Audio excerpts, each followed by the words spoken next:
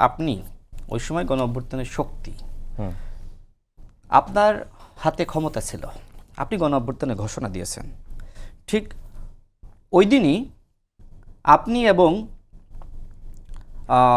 আরেকজন হাসনাত আবদুল্লাহ রাজনৈতিক দলগুলোকে আপনারা যে দায়ী করেন যে তারা কেন আসলে ক্যান্টনমেন্টে গেল, তারা কেন বঙ্গভবনে গেল, আপনারা দুইজনও তো সেনাবাহিনীর গাড়িতে চড়ে আপনারা বঙ্গভবনে যাচ্ছিলেন। আসিফ মাহমুদ তার বইতে উল্লেখ করেছে, এটা আমার কথা না, আসিফ মাহমুদের কথা। আপনি নোট করেন, যেহেতু আপনার সময় আমি যেহেতু এটা আপনি আপনার সময় বলার সুযোগ পেন, আপনি নোট করেন।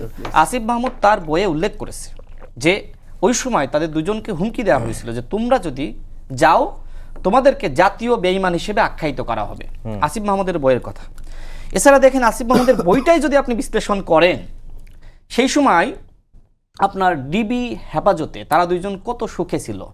হাসনাত এবং সার্জিস ওই সময় জুস খেত, আর নাহিদ, বাকের মজুমদার আর আসিফ মাহমুদ তাদেরকে বন্দি করে রাখা হতো।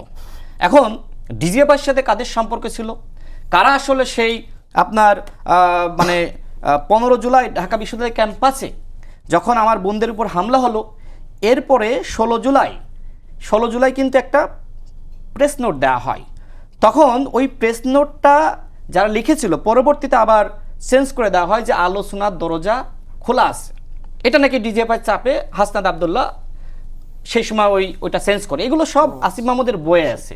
এখন আসিফ মাহমুদের বইটাই যদি আপনি পড়েন, তাহলে দেখবেন যে কোন দুজন গণ অভ্যুত্থানের নায়ক তারা সবসময় আওয়ামী লীগের সাথে লিয়াজু করে চলেছে। তো আমি সেগুলো নিয়ে, যেহেতু আমার ব্যক্তিগত বিষয় আনা হলো, সেজন্য আমি বলছি যে আপনারাও তো আন্দোলনে আওয়ামী লীগ ছাত্রলীগের এজেন্ট হিসেবে ঢুকছিলেন, তাই না?